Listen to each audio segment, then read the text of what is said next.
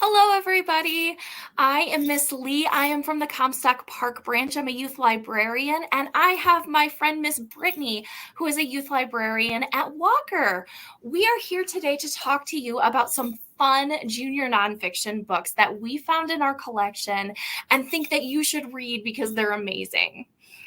So, Brittany, I hear you have an awesome book for us. What have you got?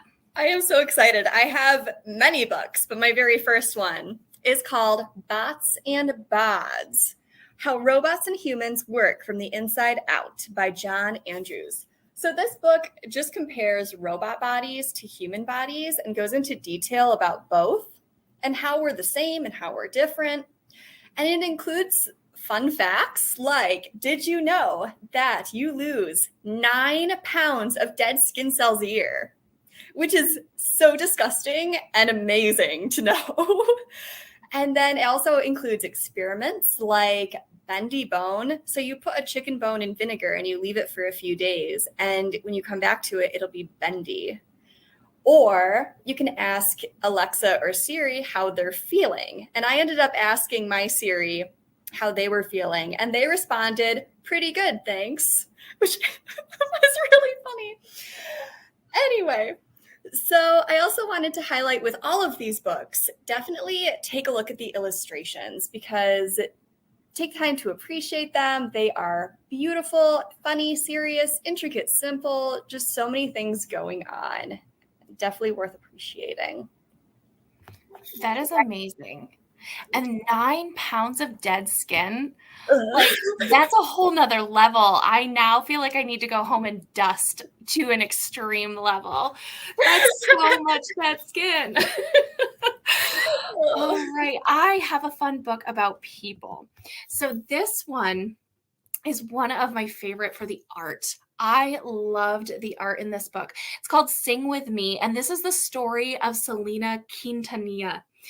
And if you don't know, she became really, really famous. She sings Spanish songs, and I think she's got some English, but she was really popular in the Spanish-speaking community. She's just an amazing pop singer. If you haven't heard her music, I would highly recommend it. But she was actually killed by one of her fans. She was shot early on in her career, just as she was getting really, really big. But this story, this doesn't talk about that, but this story is about how she got to where she was. So from a little girl, she loved to sing. She loved to sing, and her family opened up a restaurant, and she would practice there and sing for the patrons, the customers. So this was really a cute story about how her family supported her and walked with her through this to get where she was. So this is a really amazing book about a really amazing singer. I would highly recommend you check it out, read it, and then listen to her music because it is just fun and fantastic. The second book that I've got is also a biography, and this is about another amazing woman. So Frida Kaplan, she changed the way we eat. This is called Try It. It's written by Mara Rockcliffe. And when you go to the grocery store and you see all those weird fruits like star fruit and dragon fruit, she is the reason that we have those here. So Frida loved trying new foods.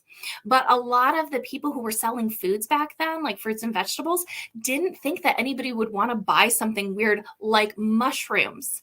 Before then, you had to just go out and pick them. You'd find them in the wild and pick them and then eat them. She loved mushrooms so much, she started selling them, and everybody was buying them from her. So she started bringing in new fruits and vegetables for people to buy. So this is a really fun story about that.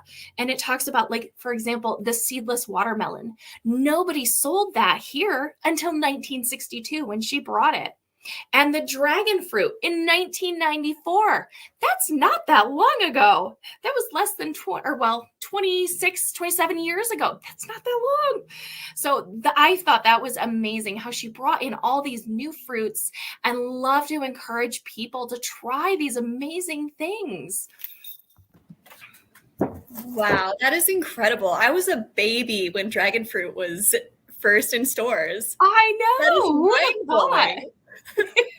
And Selena, I love that book.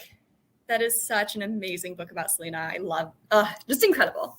So I also have some biographies I wanted to talk about. And the very first one is called Fastest Woman on Earth, the story of Tatiana McFadden. And it's by Francesca Cavallo.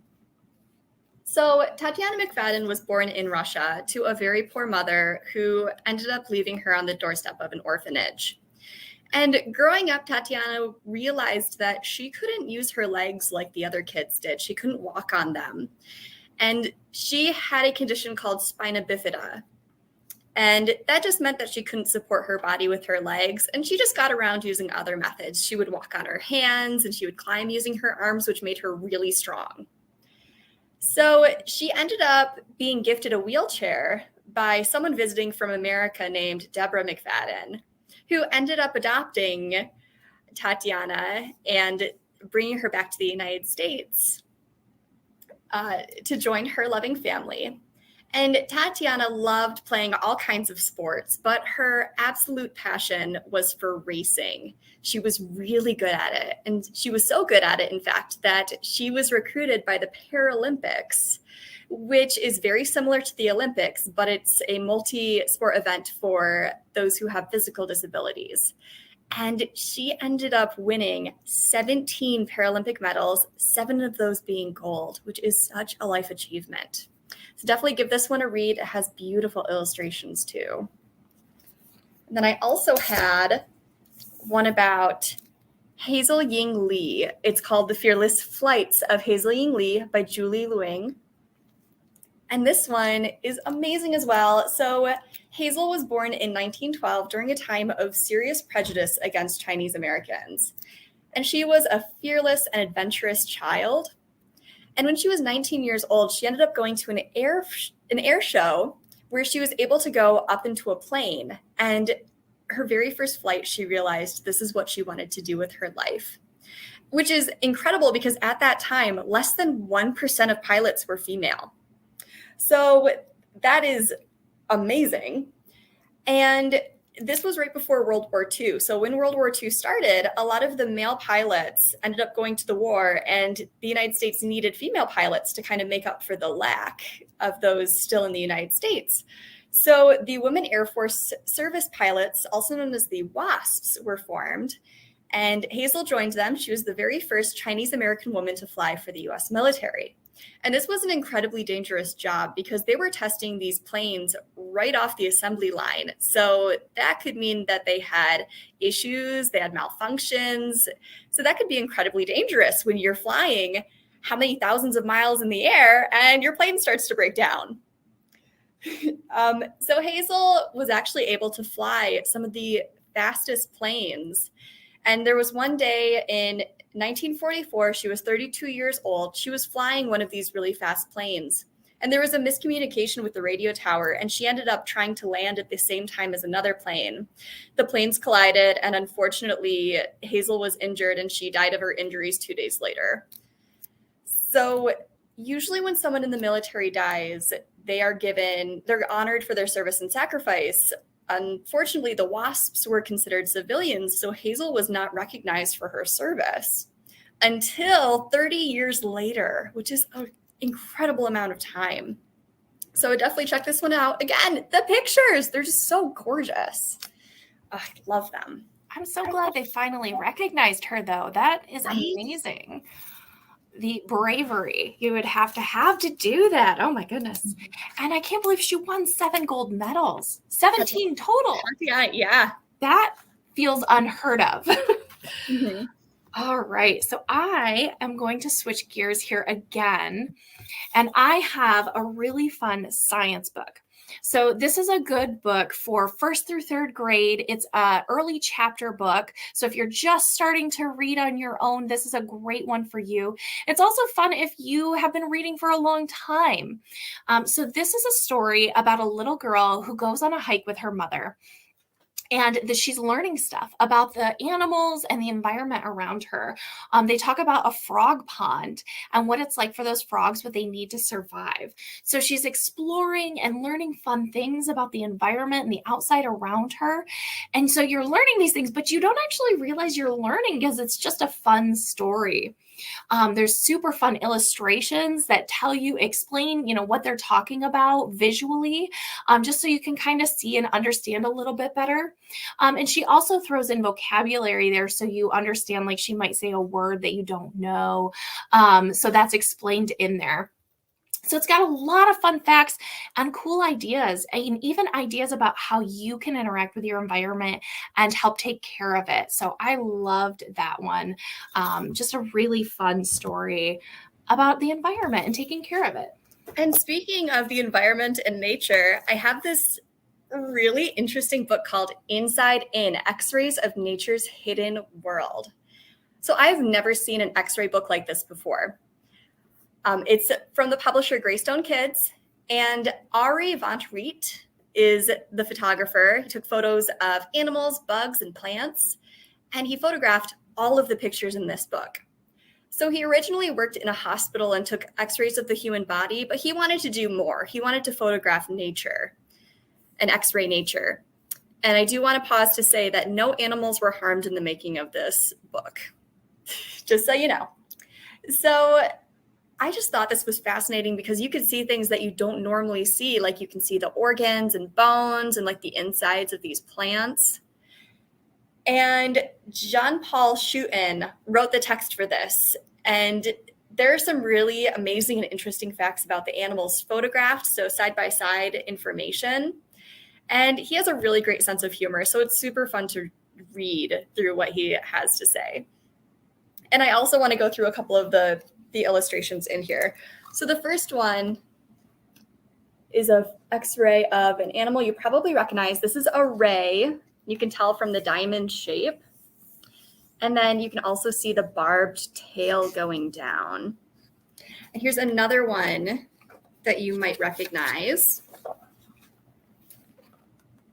Is a chameleon.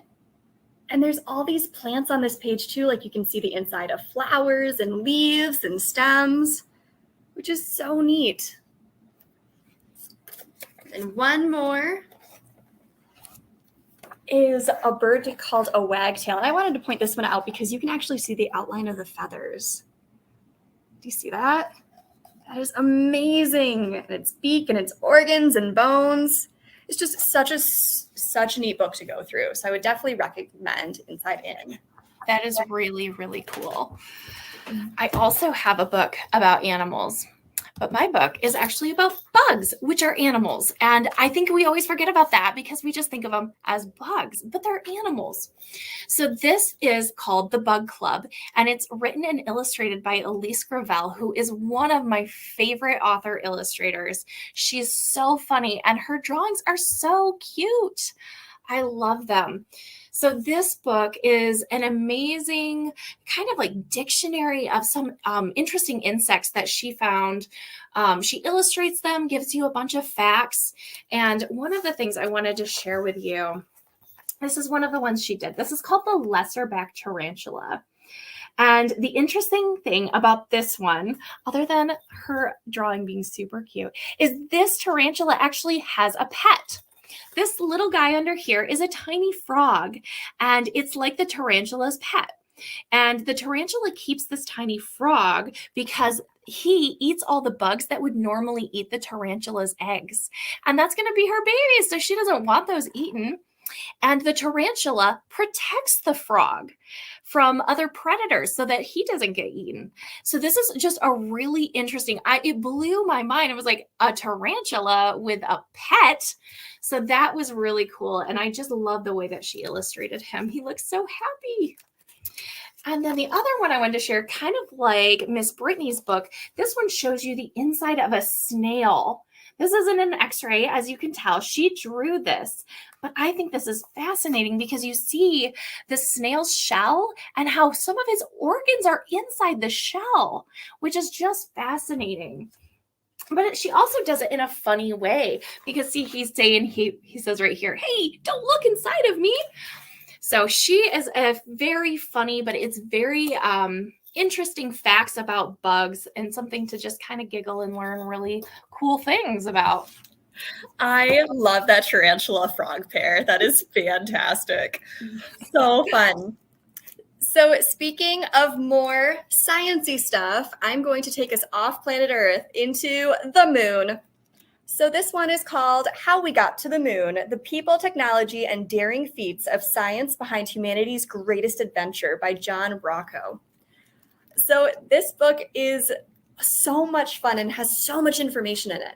So in 1957, the United States and Russia were trying to one-up each other and just be the very best, have the best technology, and just be superior in every way.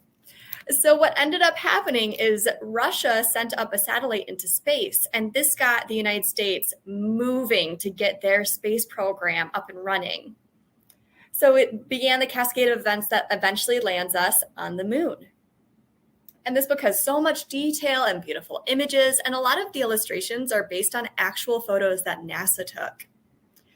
And this walks through everything like building a ship, creating space suits, training astronauts, and just so more.